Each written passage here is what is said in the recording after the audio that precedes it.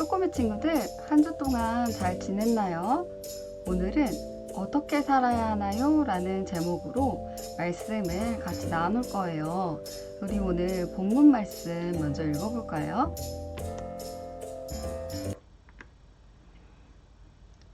시작! 이와 같이 너희 빛을 사람들 앞에 비추게 하라. 그래서 사람들이 너희 착한 행실을 보고 하늘에 계신 너희 아버지를 찬양하게 하라. 마태복음 5장 16절 말씀. 우리는 지난 시간에 무엇을 배웠나요? 지난 시간에 우리는 구원은 하나님의 은혜로만 얻을 수 있는 것이라고 배웠어요. 구원받은 것은 우리의 선한 행실로 된 것이 아니기 때문에 아무도 자랑할 수가 없어요. 왜냐하면 우리를 창조하신 하나님께서 우리가 태어나기도 전에 우리를 구원하시기로 정하신 것이거든요. 그렇다면 구원받은 우리는 어떻게 살아야 할까요? 친구들, 우리는 구원을 받고 나면 죄를 하나도 안 지을 수 있을까요? 그렇지 않아요. 우리가 구원을 받은 이후에도 우리에게는 죄로 인한 부패함이 있어요. 그래서 예수님께서는 우리를 그의 피로 구속하신 이후에도 성령님을 통해 여전히 우리를 위해 일하세요. 우리 스스로는 예수님을 닮을 수 없지만 예수님께서 우리를 도와주시기에 우리는 하나님을 닮아가게 돼요. 그렇다면 구원은 우리의 공로로 되는 것이 아니라면서 왜 선행을 해야 할까요? 왜 착하게 살아야 할까요?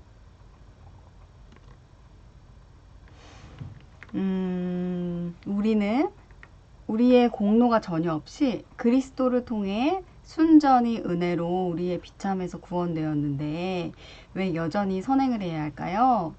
왜냐하면 우리를 피로 구속하고 구원하신 그리스도는 또한 자신의 형상을 쫓아 그의 성령으로 우리를 새롭게 하시는데 이는 우리가 하나님의 축복에 대해 우리의 전행위로 하나님께 우리의 감사를 증거하기 위함이고 또 하나님이 우리에 의해 찬양받으시기 위함이고 각 사람이 자신의 믿음의 열매에 의한 자신의 믿음에 대해 확신을 갖기 위함이고 우리와의 경건한 교제를 통해 타인들이 그리스도께 인도되도록 하기 위함이기 때문이에요. 하나님께서는 값없이 예수 그리스도를 통해 우리를 구원하셨어요. 하나님께서 나를 구원하셨다는 것을 알면 하나님께 감사하고 찬양하게 돼요. 우리는 매일의 삶에서 하나님의 말씀을 가까이 하고 하나님을 찬양해요. 매주 일요일만 예배를 드리는 것이 아니라 매일 나의 삶 속에서 하나님을 예배하고 찬양하는 삶을 살게 돼요. 나를 구원하신 것에 대해 감사하고 또 행여 힘든 일이 있더라도 날 구원하신 하나님을 의지하며 살아가게 되죠.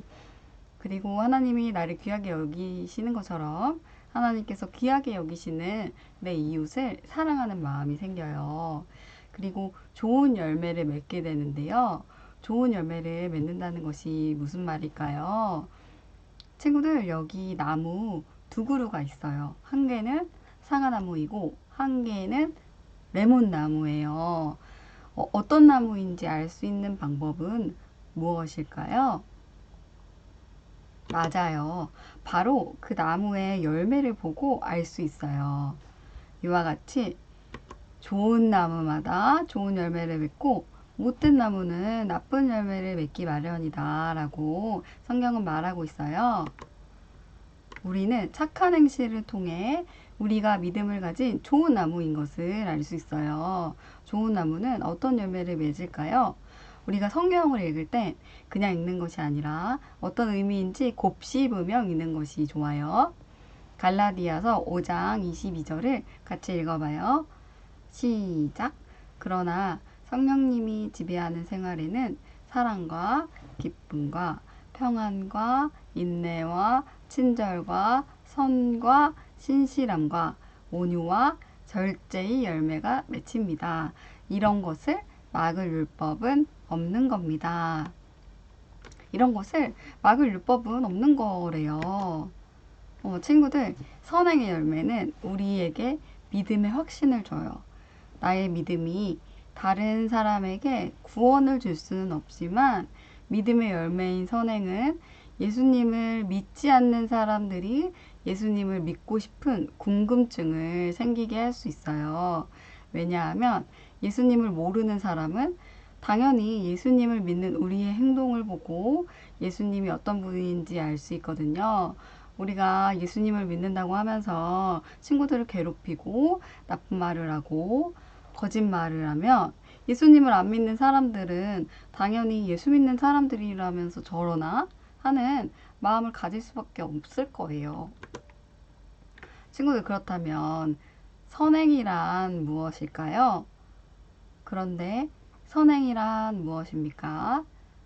참된 믿음으로 하나님의 율법을 따라서 그리고 그의 영광을 위하여 행한 것만을 선행이라 하며 우리 자신의 생각이나 사람의 계명에 근거한 것은 선행이 아닙니다. 친구들, 선행이 뭐래요? 참된 믿음으로 하나님의 율법과 하나님의 영광을 위해 행한 것만이 선행이래요. 인간의 생각과 계명에 의한 것은 선행이 아니래요. 로마 카톨릭에서는 면죄부라는 것을 팔았어요. 16세기에 교황은 아무리 죄를 지어도 면죄부를 사면 그 즉시 죄가 없어진다고 말했어요. 사실 면죄부는 천주교에서 로마에 성당을 지으려고 교황청이 만든 거였거든요. 면죄부 사세요. 근데 면죄부를 하면 정말 죄가 없어지나요? 여러분이 면죄부를 산 돈이 이 현금함에 떨어지면서 짤랑 소리가 나면 그 순간 여러분의 죄는 사라집니다. 라고 하면서 면죄부를 팔았어요. 근데 당시 사람들은 면죄부를 싫어했을까요? 아니에요. 심지어 좋아한 사람들까지 있었어요. 왜요? 자신의 죄를 인정하고 죄를 멀리하는 것보다 돈으로 해결하는 것이 편하고 쉽기 때문이에요. 사람들은 회계 대신 돈을 내고 죄책감을 털어버리면서 스스로를 속였어요. 이로 인해 종교개혁이 일어났는데요. 1517년 10월 종교개혁을 시작한 루터는 교회에 잘못한 것을 95개를 교회 정문에 붙였어요. 루터는 로마서 3장 28절 말씀을 믿었어요. 그러므로 우리는 사람이 율법을 지켜서가 아니라 믿음으로 옳게 된다는 결론을 내립니다. 라고 말하면서 이제 루터로 종교개혁이 시작되었는데요. 종교개혁은 교회의 아주 중요한 역사라서 나중에 한번 자세히 배울게요. 친구들, 그렇다면 진짜 예수님을 믿는 사람이 한번 실수를 했다고 하면 하나님이 그 사람을 버리실까요? 벌하실까요? 그것은 당연히 아니겠죠? 회개라는 것은 우리의 죄가 없어지는 것을 의미하는 게 아니에요. 우리의 죄는 예수님으로 인해서 사함을 받았지만 죄 자체가 사라진 건 아니에요. 왜냐면 우리에게는 죄성이 있기 때문에. 근데 우리가 예수님을 믿으면은 이 죄라는 것을 슬퍼하고 죄를 미워하고 피하려고 하게 되는데요. 우리 스스로는 죄를 없애지 못하기 때문에 누가 오셨죠? 예수님이 오셨어요. 그래서 우리는 예수님의 도움을 계속해서 구하는 것이에요. 그래서 우리가 회개라는 것은 방향을 하나님께로 다시 돌아가는 것인데, 우리는 원래 하나님의 자녀예요. 이거 죄에서 돌이킨다는 것은 원래 하나님의 자녀인데 우리가 죄로 인해서 하나님과 단절이 됐잖아요.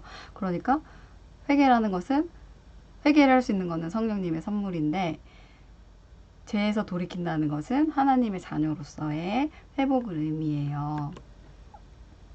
죄에서 돌이켜 하나님께로 향하는 것이고 하나님의 자녀로서 관계가 회복된다는 의미겠죠.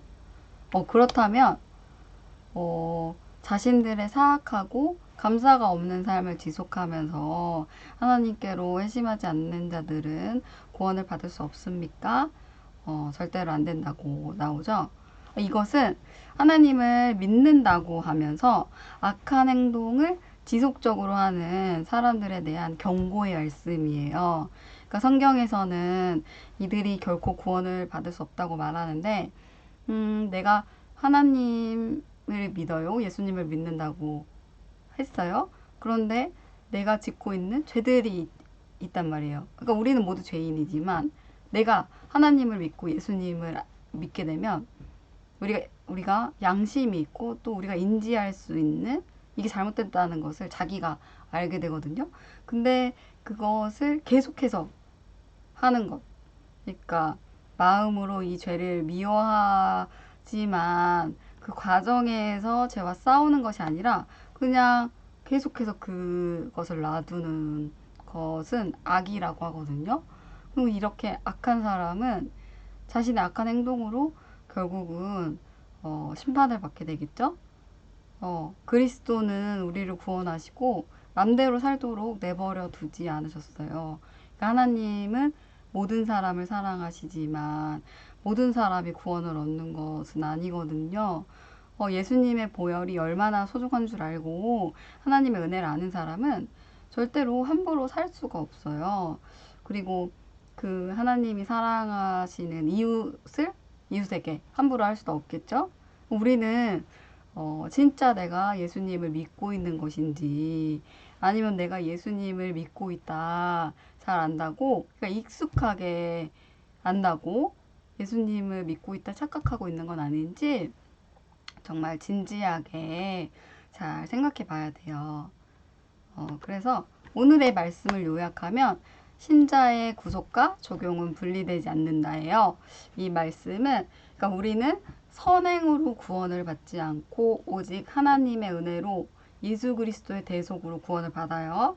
그렇기 때문에 이제 신자의 구속이라고 말하고요. 이 신자의 구속으로 이제 우리는 선행의 열매를 맺게 되는데 그렇기 때문에 구원받은 사람은 마땅한 열매로서 선행을 하며 살아요. 그러니까 신자의 구속과 적용, 선행은 마땅한 열매로서의 선행은 분리되지 않는다는 말씀이겠죠. 친구들 우리가 선행을 하는 것은 내 생각에 맞다고 생각하는 것에 따라하는 것이 아니라 하나님의 말씀에 따라 선행하는 것이에요. 우리는 왜 성경 말씀을 사랑해야 할까요? 왜냐하면 보이지 않는 하나님의 말씀을 눈에 보이도록 기록한 것이 성경 말씀이에요. 그래서 우리는 말씀을 통해 하나님을 알 수 있어요. 그렇다면 하나님은 어떤 분일까요? 다음 주부터는 웨스트민스터 소요리 문답에 대해 배울 거예요. 웨스트민스터 소요리 문답은 줄여서 소요리 문답이라고도 불러요. 소요리 문답은 크게 하나님에 대해 믿어야 할 것과 하나님께서 사람에게 요구하시는 의무에 대해 배우게 되는데요. 여기에서 이제 소요리 문답을 만드시니까 소요리 문답은 성경 말씀을 근거로 한 교리서인데요. 소요리 문답 제1문답에는 사람의 목적에 대해서 나와요. 사람의 제일 된 목적은 하나님을 영화롭게 하고 영원히 그분을 즐거워하는 것이에요. 그렇다면 우리가 영화롭게 하고 즐거워할 하나님은 어떤 분일까요? 그러니까 하나님이 어떤 분인지 알아야 하나님을 제대로 믿을 수 있잖아요. 그래서 우리가 이제 소요리 문답을 배우게 될 텐데 소요리 문답이라고 하니까 너무 어렵게 느껴지나요? 소요리 문답은 107문까지 있는데요. 선생님이 여러분에게 소요리 문답을 잘 가르쳐 주기 위해서 열심히 공부할 거예요. 그리고 우리 친구들도 선생님과 차근차근 배우다 보면은 107문을 다 외우게 될 수도 있어요. 우리 화이팅 하는 마음으로 우리 다음 주 같이 공부해봐요.